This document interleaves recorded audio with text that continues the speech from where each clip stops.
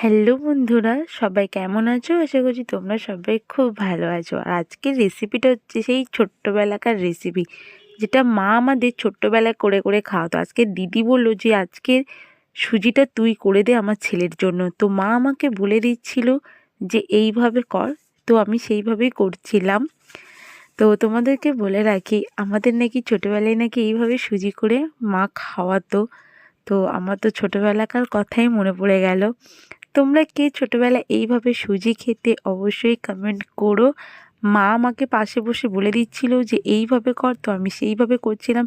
আর এটা না গুঁড়ো চিনি, আর অবশ্যই তো বন্ধুরা তোমরা একটু লবণ দিও, যাতে মিষ্টির ব্যালেন্সটা কিন্তু ঠিক থাকে। ঠিক আছে, এটা বলে দিলাম। আর সুজি কে না পারো, অবশ্যই তোমরা সবাই বাড়িতে পারো। তো মা বললো যে এখানে আমাকে দিয়ে আমি টেস্ট করে দেখি কেমন হয়েছে। মার তো খুব ভালো লেগেছে। আর তোমাদের কেমন লাগলো সেটা অবশ্যই কমেন্ট করো। ভালো